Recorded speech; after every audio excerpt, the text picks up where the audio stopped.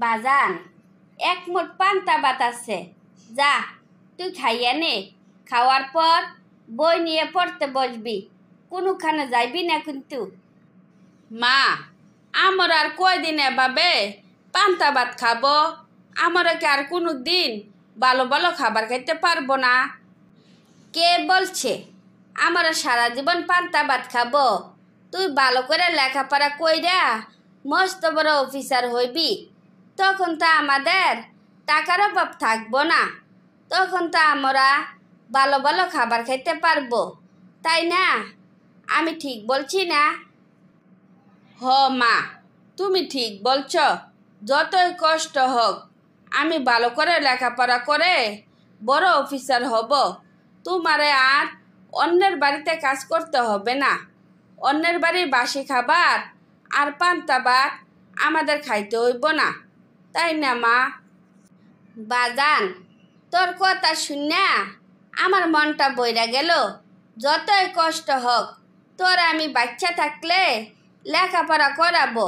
যা, ভাতগুলো খাইয়া আগে পড়তে বস।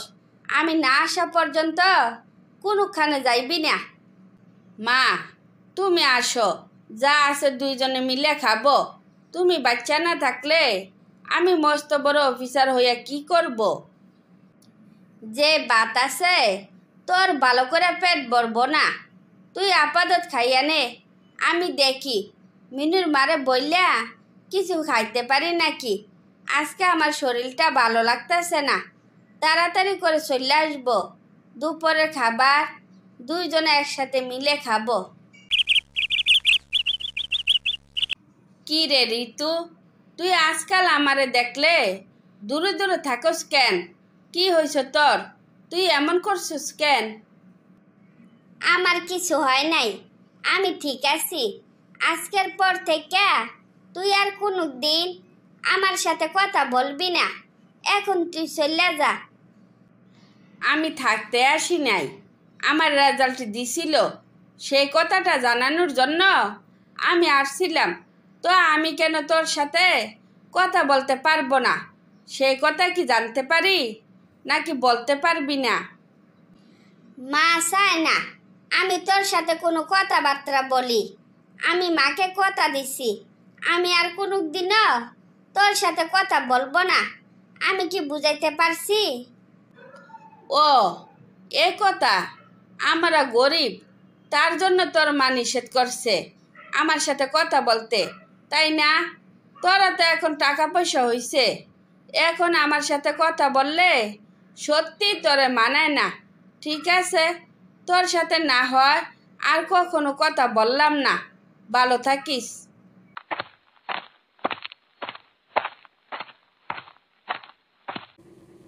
কি রে দোস্ত, তোর মন খারাপ কেন?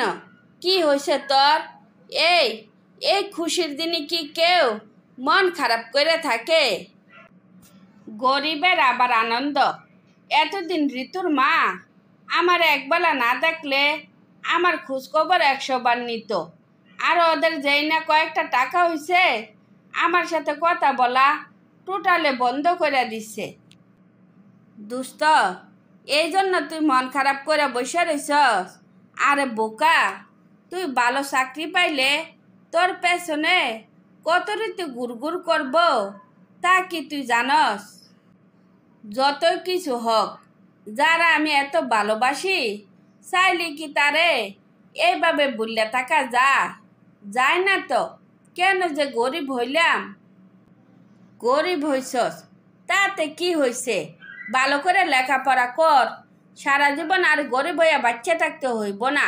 ও, এতক্ষণে আমি বুঝতে পারছি ঋতুর মার কেন তোর পছন্দ করে না। তুই ঋতু মার সম্পর্কে কি জানস? উনি কি তোরে কিছু বলছে? তুষার আমারে কিছুদিন আগে বলছিল তুষারের বাবা নাকি তুষারের সাথে ঋতুরে বিয়ে দিতে চায়। তুষারের বাপ তো আবার লুবি, এক মার এক মেয়ে, সব কিছু তো ওরাই পাইব। সেই আশা হয়তো বিয়ে করাইতে চাইতেছে। ও, এই কাহিনী তুই আমার আগে বলস নাই কেন? এই মূর্খ ছেলের সাথে ঋতুরে বিয়ে দিব? ঋতুর মা কি পাগল হইয়া গেছে নাকি?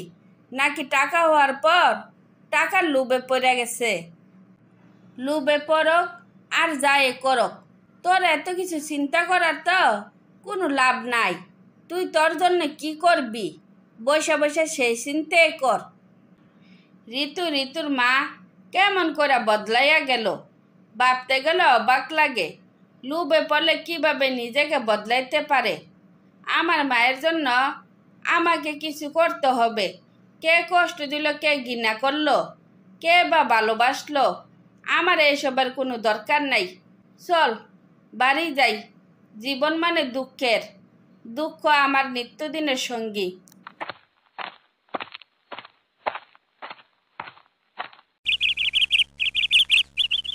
রাজ, গতদিন মিতা আসছিল, বলছিল তোর সাথে নাকি জরুরি কথা আছে, সময় করে তোরে যাইতে বলছে। কি ব্যাপার?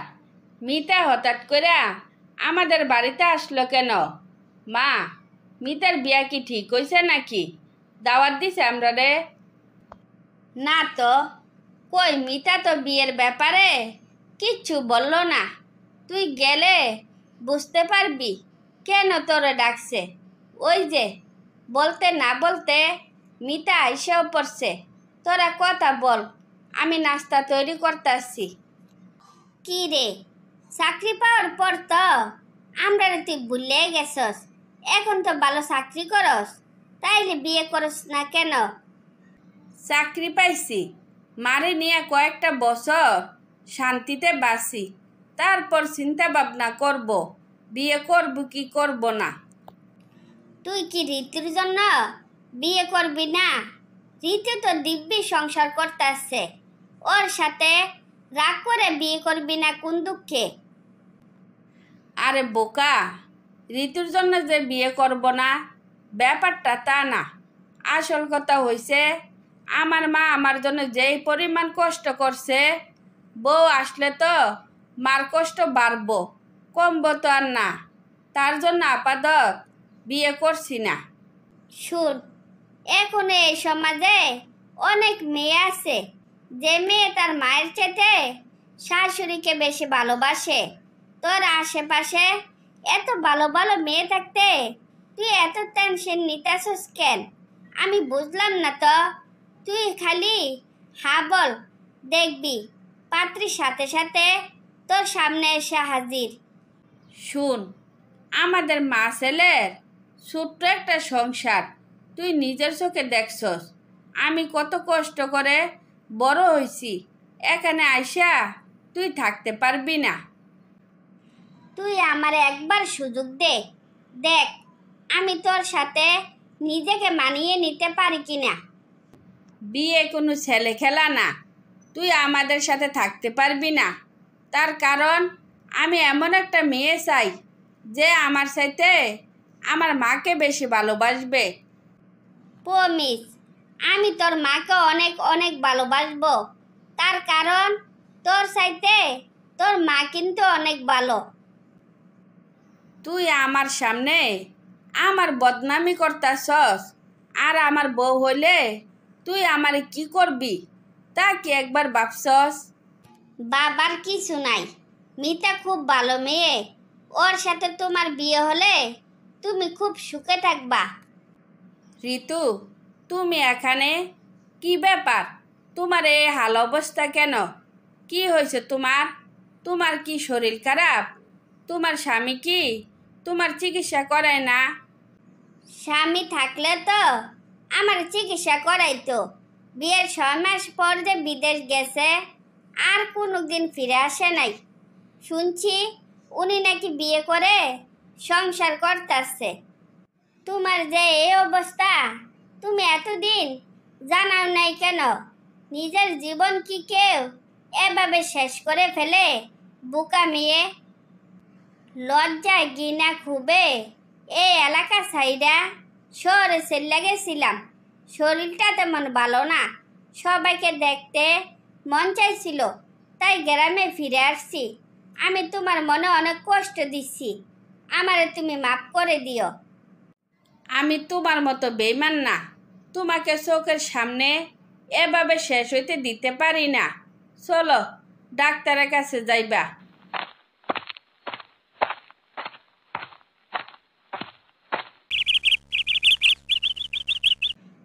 ঋতু তো এখন সুস্থ হয়েছে, ওরে বিয়ে করে তুই সংসার কর। আমি মন থেকে বলছি, তোর প্রতি আমার কোনো অভিযোগ নাই। অসম্ভব, তুমি আমার জন্য যা করছো, তোমার মনে কোনো দিনও আমি কষ্ট দিতে পারবো না। দরকার হলে গ্রাম ছেড়ে আবার চলে যাব। কেউ মনে কষ্ট পাওয়ার কোনো দরকার নাই। আমি দুইজনের একজনকেও বিয়ে করব না। আমরা তিনজনকে পছন্দ করে বিয়ে করাবো। বিয়ের পর বন্ধু হয়ে সবাই সারা জীবন সুখে দুঃখে পাশে থাকবো। কি আমি ঠিক বলছি তো? তোর কথাই ঠিক।